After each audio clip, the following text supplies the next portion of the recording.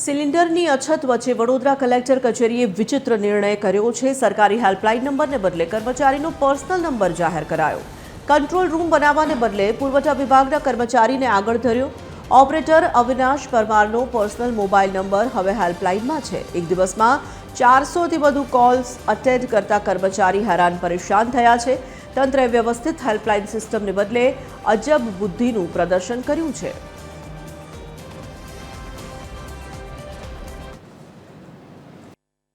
યુદ્ધની પરિસ્થિતિ વચ્ચે વડોદરામાં એક તરફ એલપીજી સિલિન્ડરના બોટલનો સ્ટોક ઘટી રહ્યો છે તો બીજી તરફ વડોદરા કલેક્ટર કચેરીનું તંત્ર સતત એ સ્પષ્ટતાઓ કરી રહ્યું છે કે સ્ટોકની કોઈ કમી નથી।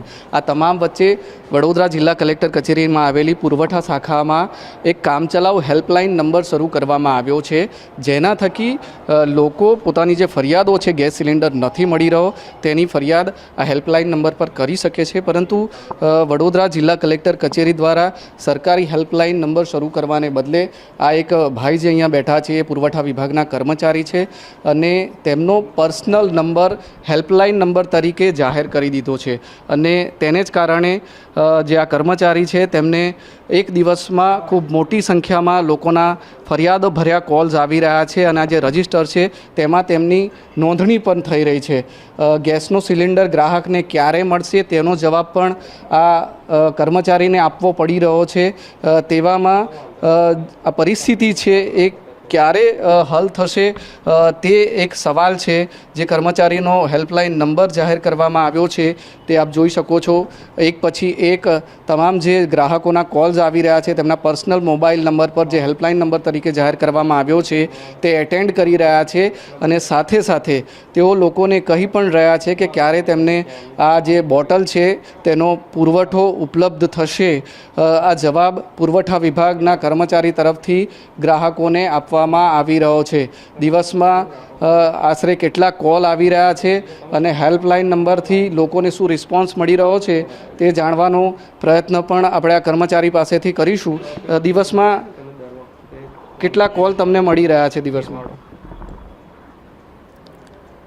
400થી 500 કોલ આવી ચૂક્યા છે અત્યાર સુધી અને કન્ટિન્યુ ચાલુ છે। ઓકે, તો આપ અહીંયા ક્લર્ક તરીકે છો?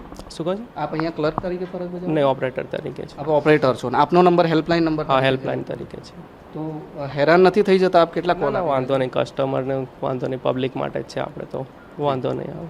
જો સામાન્ય રીતે એક દિવસમાં 400થી 500 કોલ આ એક કર્મચારી અટેન્ડ કરી રહ્યા છે। સામાન્ય રીતે એવું હોય છે કે આ પ્રકારની કોઈ અછત કે પરિસ્થિતિ ઊભી થાય ત્યારે કલેક્ટર કચેરી તરફથી સરકારી નંબર હેલ્પલાઇન નંબર જાહેર કરીને લોકોને સુવિધા પહોંચાડવાનો પ્રયત્ન કરવામાં આવતો હોય છે। હવે જ્યારે ગેસની પરિસ્થિતિ ઊભી થઈ છે, ગેસના સિલિન્ડરની અછતની પરિસ્થિતિ ઊભી થઈ છે ત્યારે ગેસ સિલિન્ડર અને એલપીજી સપ્લાય કરતી કંપનીઓના કર્મચારીઓને બેસાડીને હેલ્પલાઇન કે કંટ્રોલ રૂમ શરૂ કરવાને બદલે વડોદરા જિલ્લા કલેક્ટર કચેરી દ્વારા બુદ્ધિનું પ્રદર્શન કરીને એક સરકારી કર્મચારીઓનો પ્રાઇવેટ નંબર, ખાનગી નંબર હેલ્પલાઇન નંબર તરીકે જાહેર કરી દેવામાં આવ્યો છે, જેને કારણે એ કર્મચારી તો હેરાન થઈ રહ્યા છે, સાથે સાથે ગ્રાહકોને પણ ઘણી બધી મુશ્કેલીઓનો સામનો કરવો પડી રહ્યો છે। કેમેરામેન જિગ્નેશ સોલંકી સાથે અમિત ઠાકોર, TV13 વડોદરા।